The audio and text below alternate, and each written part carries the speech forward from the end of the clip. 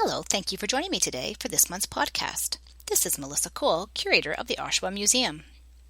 Our next exhibition at the Oshawa Museum will be traveling to us from the Bruce County Museum and Archives, and it is called Freemasonry, a History Hidden in Plain Sight.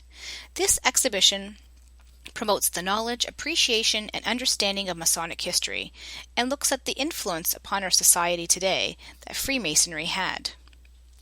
With this upcoming exhibition, I thought this ring from the Oshawa Museum's collection would be a great item to highlight since it belonged to the donor's mother, who was a member of the Order of the Eastern Star, or OES for short, as that's how I will mention it throughout the rest of this podcast. The OES is a Masonic organization that is the sister organization of the Freemasons. It is the largest fraternal organization to which men and women both belong, although the majority of its members are female. The stated purpose of the organization are charitable, educational, fraternal, and scientific. But there's much more to the organization than that. Dr. Rob Morris, a very well-known and active Mason, is credited with founding the Eastern Star. It is believed that the OES had its roots in France as early as 1703, a decade before the inception of the first Grand Lodge of London in 1717. Morris admitted that he borrowed the structure of the organization from the French, who introduced the androgynous degrees into America when they came to help out the Americans in their struggles against Great Britain during the American Revolutionary War.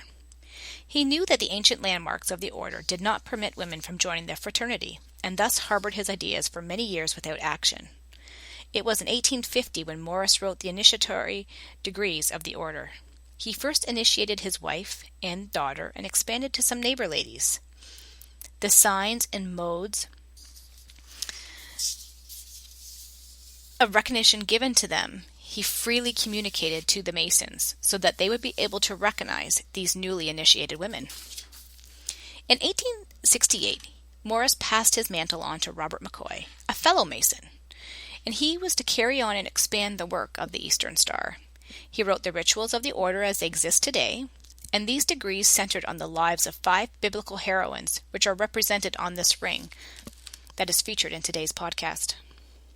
In order to be a member of the OES, you must be 18 years of age, believe in a supreme being, and be related to a male Freemason through one of the many following ways: an affiliated Master Mason in good standing, a wife, a daughter, a legally adopted daughter, mother, widow, sister, half-sister, granddaughter, stepmother, stepdaughter, stepsister, daughter-in-law, grandmother, great-granddaughter, niece, mother-in-law, or sister-in-law.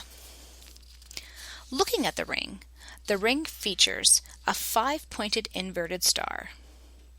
This reflects the 5 points of the Order of the Eastern Star, which are female biblical figures that are each associated with a color, a cardinal feminine virtue, and in some cases a season of the year, such as summer. So let's take a closer look at each of the points that are represented on this inverted star, which is featured on this beautiful ring. The first point is Ada, Jephthah's daughter, from the book of Judges. She is associated with the youth of spring and the color blue. Her cardinal virtue is respect for the binding power of a vow. She is symbolized by a sword and shield, symbolizing how she sacrificed her life to save her father's honor. The second point of the Order of the Eastern Star is Ruth, the widow from the book of Ruth. She is associated with the abundance, which is symbolized through the sheath of barley, and the growth of summer, and the color yellow. Ruth's cardinal virtue is piety. The third point is Esther, the wife from the book of Esther. Esther is associated with the color white, but does not represent a season. She is symbolized through a crown, and Esther's cardinal virtue is fidelity to family and friends. The fourth point of the Order of the Eastern Star is Martha, sister of Mary and Lazarus in the Gospel of John. Martha is associated with the end of life, which is symbolized through the broken column, and the season winter, and the color green. Martha's cardinal virtue is undeviating faith through hardship. The fifth and final point is Electa, the mother and the elect lady from the second Apostle of John. She is associated with the full maturity of life, autumn and the color red. Electa's cardinal virtue is patience. This is symbolized with a cup representing charity.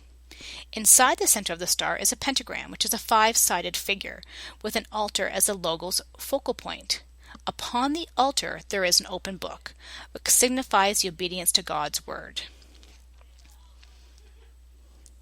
So local Eastern Star chapters that are located throughout the world, they select their own charities and their places of service in their own communities. Each year, special charities are selected for that year's emphasis and might include volunteer programs in elementary schools or volunteers in literacy programs. They sometimes also support cancer and then local initiatives within their own communities. Currently, Oshawa does not have a chapter for the Order of the Eastern Star, but there is one in Whitby. And if you wish to learn more about the Order of the Eastern Star, visit www.easternstar.org. They have a variety of information on there that talks about what the fraternal organization is all about, who can belong, the history, and so much more. The exhibit Freemasonry Hidden in Plain Sight opens at the Oshawa Museum on May 9th, and if you wish to take a closer look at this ring, it will be on display at that time. Thank you very much.